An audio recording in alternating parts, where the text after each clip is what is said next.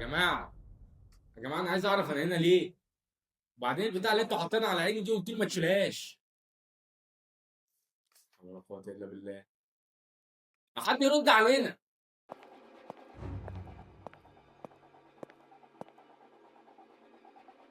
مين اللي دخل عليا؟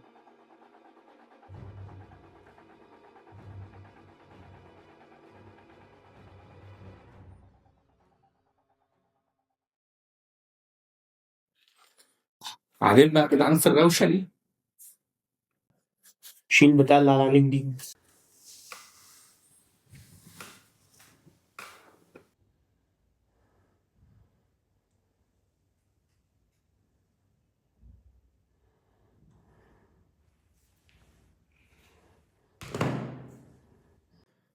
ايه ده؟ بسم الله الرحمن الرحيم. وانت عارف انت طمتك ايه؟ عارف ومعترف بيها كمان. مستعجل لي كده. اهو اختصر الطريق عليا وعلى حضرتك. انت بتعمل فيديوهات مع بنات جامده فشخ اقصد. انت بتعمل كده يعني. ايوه وفيها العاب جنسيه. ايوه. انت اخر فيديو عندك جايب 12 مليون مشاهده. ده اكتر فيديو نزلت فيه عن كرامتي، بس ركبت بعده عربيه موديل السنه. يعني بتعمل كده عشان الفلوس؟ لا، عشان الايجار. اصل يا باشا لو ما دفعتش ايجار الشقه، صاحب الشقه هو اللي هيخدش حقيقي. يعني انت شايف نفسك ضحيه؟ لا يا باشا، انا متهم بس مش لوحدي. ال 12 مليون اللي انت قلت عليهم دول المفروض يبقوا معايا دلوقتي، وتسالهم اتفرجوا عليا ليه وازاي اللي كنت بعمله ده بيعجبهم. وليه قالوا لي كمل، كانوا بيبعتوا لي كمان فلوس عشان استمر. ما علشان بيتسلوا بيك يا حمار. انت واللي زيك زي الليمب والسوداني بيتأزأز بعدين يترمي. اراجوز يعني. طب وماله يا باشا؟ انت لو فتحت التلفزيون هتلاقي 100,000 أرجوز واسمهم مذيعين. على الأقل أنا معترف إني أرجوز. امم عندك حاجه تانية تقولها؟ اه، كنت عايز أقول إني اوه، اسد اسد ينصر دينك يا ابو فهد. هو في إيه يا باشا المؤاخذة؟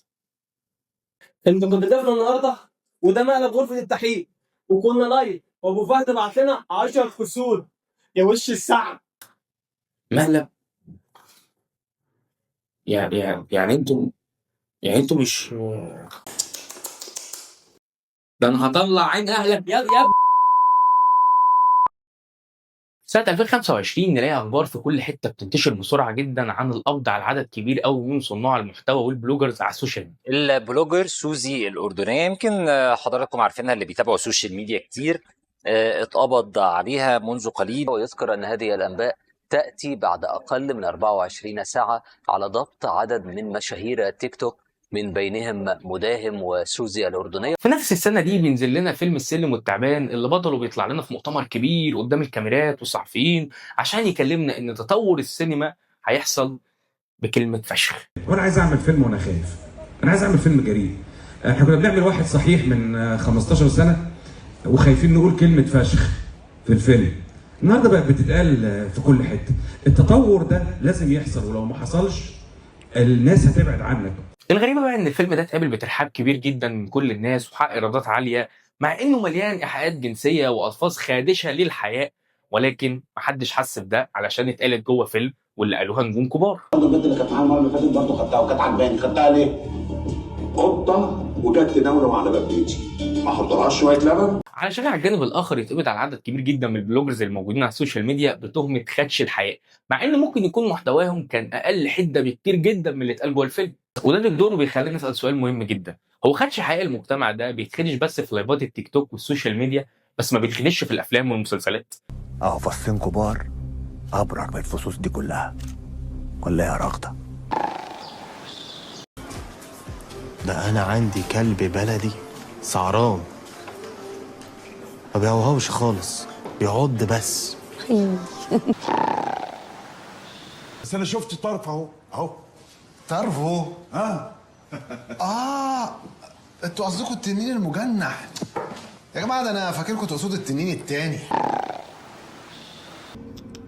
لا ما تكسكسيش. العظمة لله والتناكة لولاد اللي اتعرض قدامكم دلوقتي ده جزء بسيط جدا من اعمال اتعملت في اخر سنتين، وعلى فكره احنا قصدنا نجيب اعمال حديثه عشان نقول لكم ان في نفس الوقت اللي كان بيتم التعامل مع الشباب دول انهم سبب رئيسي في انهيار اخلاق المجتمع، كان في جزء تاني من الفنانين مش بيخدش بقى حقائق المجتمع، لا ده بيهتكوا حرفيا. والاغرب هو احنا بنسمي اللي كان بيعمله واحد زي عبد العاطي مثلا منتهى قله الادب والسفاله، بس في نفس الوقت الالفاظ دي لما تبقى خارجه من نجم كبير هيكون مبررها. الالفاظ شفنا بعض الالفاظ اللي ممكن الناس يعني تستغربها شويه، مش واخده عليها هي دي سمة ولاد رزق، هي دي سمة شخصيات ولاد رزق، الشارع اللي جاي منه ولاد رزق. يعني لو طبقنا المبدأ بتاع النجم الكبير ده على واحد زي عبد العاطي هنلاقي ان عبد العاطي مؤرخ للشارع المصري، يعني الراجل من حقه يحط رجل على رجل ويقول لنا ان انا كنت اللي بقوله ده هو اللي بيحصل في الشارع، وان انا بقدم منظور للشارع المصري. وده اكيد مش صح لان الاتنين غلط، بس السؤال هنا لازم نسأله لنفسنا، هو احنا ليه تقبلنا ده في الفيلم بس انتقدناه على السوشيال ميديا؟ والسؤال الاهم منه بقى، هي ايه اصلا الحاجات اللي بتخدش حياتنا؟ وهل احنا اساسا عندنا معايير للاخلاق ثابته؟ الاجابه من وجهه نظري يا صديقي ان معايير الاخلاق بالنسبه لنا هي مزاجنا وكيفنا. لو اللي انت شايفه قدامك مش جاي على كيفك ولا مزاجك هتشوفه قله ادب وسفاله، بس لو اللي انت شايفه قدامك جاي على مزاجك وبسطك هتشوفه فن وابداع ومنتهى الحلاوه. يعني لو في بلوجر طلع على السوشيال ميديا قال لفظ كده ولا لفظ كده هتلاقي نفسك بتقولي ايه قله الادب دي، وداخل تديله الكومنت المتين اللي هتطلع فيه سلسفين عيلته كلها. بس في نفس الوقت لو نفس اللفظ ده خرج من نجمتين لابس بدله وواقف في مهرجان كبير هتقول يخرب بيت خفه الدم وهيموتني. وده علشان دماغك اتبرمجت على احترام المظاهر مش الاشخاص. يعني الشخص اللي واقف قدامك ده لو غني ومشهور وانت حلمك تشوفه في يوم من الايام عشان تاخد معاه صوره، عمرك ما هتشوفه غلطان مهما يعمل. يعني مثلا لو جيت بصيت على واحده زي سوزي هتلاقي ان سبب كل اللي هي فيه ده حاجتين مالهمش تالت، الجهل والناس اللي هو انا وانت. جهل سوزي وبساطتها كان دايما بيخليها لما بتتحط قدام اي كاميرا بتطلع خسران.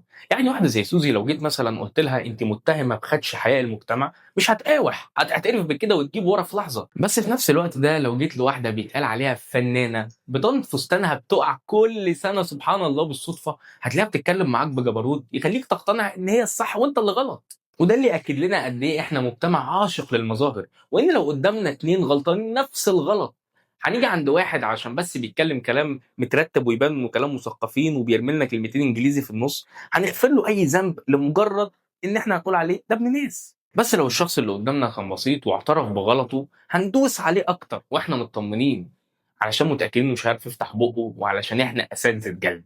يعني في واقعة شهيرة محدش فينا يقدر ينساها لما اتسرب فيديو اباحي المخرج ومعاه ممثلتين، ساعتها الدنيا قامت وما عادتش، والناس مسكوا الممثلتين دول سلخوهم حتى برغم انهم اعترفوا بغلطتهم، لكن ما كانش حد يقدر حتى يعمل معاهم لقاء صحفي لان اللي هيعمل معاهم كده الناس ما كانتش هترحمه انتقادات.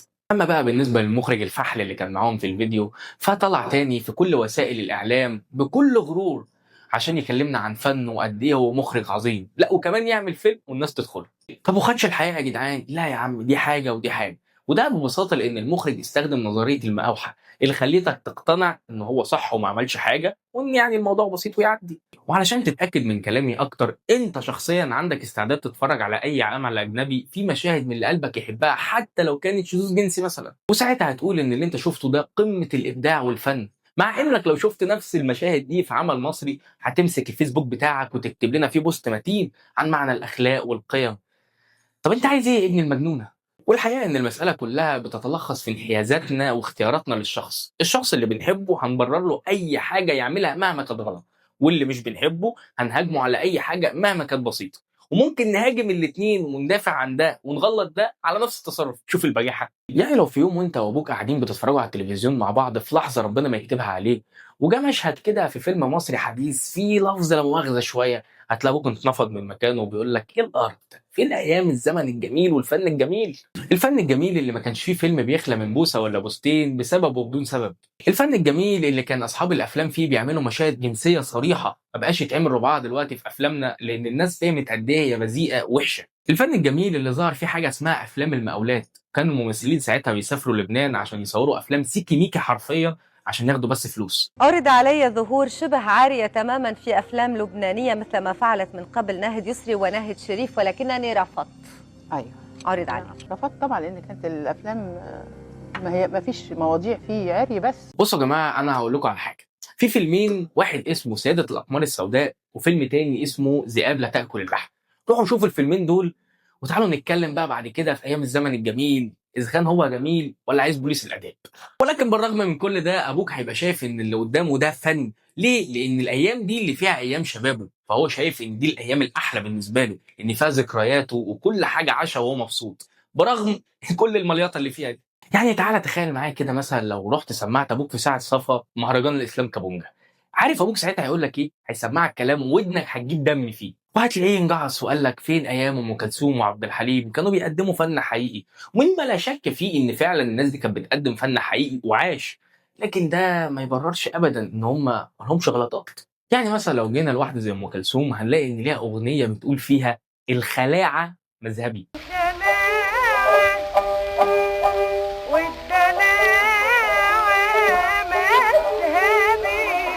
ولو جينا لعبد الحليم حافظ فهنلاقيه انه عمل في وقت من الاوقات فيلم ابي فوق الشجره، اللي لقب وقتها باكتر فيلم فيه قبلات في السينما المصريه، وقدرت عدد القبلات اللي جواه ب 52 قبله. يا خرابي! لكن مع ذلك هو هتلاقيه شايف ان زمانهم هو زمن الفن الحقيقي اللي ما فيهوش اي اسفاف، مع انهم خدشوا الحياه بنفس المعايير بتاعه الاخلاق اللي خلته يرفض اغاني دلوقتي. علشان نلاقي في المرحله دي ان كلمه خدش الحياه ومعايير الاخلاق بقى كل جيل بيستخدمها على الجيل اللي قبله علشان ينتصر لجيله وذكرياته هو، حتى لو كانت زي النيله. يعني انت اكيد عدت عليك الفيديوهات بتاعت المدرسين اللي واقفين قصاد بوابات المدارس يمنعوا الطلاب من الدخول علشان القصه بتاعت شعرهم، مع ان برضه نفس الجيل ده كان هو جيل الشارلستون والحاجات اللي انت شايفها قدامك دي. الحقيقه ان انت ذات نفسك ممكن تكون بتخدش الحياه في ابسط الحاجات اللي بتعملها. يعني انت مثلا لما بتروح فرح بتاع واحد صاحبك ودماغك والف جزمه توجب معاه في الفرح انت وبقيه الشله، برغم ان الفرح ده فيه ستات وبنات وما يصحش انكم تعملوا كده قدامهم، الا ان لو حد جه قال لكم اللي بتعملوه ده غلط هتقولوا ساعتها ان ده فرح وبلاش كلكعه. يعني لو انت بنت وماشيه في الشارع وفي واد قال لك كلمه كده ولا كده، لفيتي ولقيتي الولد ده عجبك، هيبقى ساعتها واد جريء ودمه خفيف. انما لو ما عجبكيش وشكله طلع مش قد كده هيبقى سافل ومتحرش. فاكر لما قلت لك ان اللي حصل لسوزي ده السبب فيه هو الجهل والناس؟ كنت اقصد بالناس ده المجتمع كله. الحقيقه يا جماعه ان احنا شركاء في كل الجرائم اللي هي متهمه فيها هي واللي زيها. اصل فكروا فيها كده، هو مين اللي كان بيدخل اللايفات ويدعم ويقول كملي ويشارك الفيديوهات بتاعتها عشان تتعرف اكتر واكتر، لحد ما بقت شخصيه معروفه وتم استغلالها في جرائم تانية كتير جدا. يمكن لو كنا رفضنا اللي هي بتعمله من الاول ما كانش وصل بيها الحل كده، بس الحقيقه ان احنا فضلنا نشجعها ونشجعها، ولما جه وقت الجد مشينا وجرينا ورحنا نشجع حد تاني لحد برضه ما هنكبره ونلبسه في الحيط. يا ريت بقى نسأل نفسنا، هو احنا ملايكة فعلا بجناحات، ولا احنا بس كل الحكاية ان ربنا سترها معانا مش اكتر، وان احنا فعلا بنخدش الحياة زينا زي كل الناس اللي مرمية في السجون دي، بس الفكرة ان احنا لسه ما كشفناش. ويا ريت يا جماعة الدولة والجهات الرقابية قبل ما تحاسب شوية شباب مضحوك عليهم يحاسبوا الناس اللي اسمهم الصفوة اللي بيعملوا فضايح بالكيلو. اصل القاعدة بتقول اضرب الكبير يخاف الصغير، مش العكس. بس كده يا سيدي، ولو الفيديو ده عجبك ما تنساش طبعا تعملها سبسكرايب لان ده بيفرق معانا جدا واللي بيخلينا نكمل، وكمان تعمل لنا لايك وتشير الحلقة دي وتكتب لنا في الكومنتات ايه رايك في الموضوع ده. سلام. قلت لي خدش ايه بقى؟ لا عايز تتكلم؟ ها عايز تقول حاجه؟ قول لابو فهد احنا طالعين بكره الساعه 10.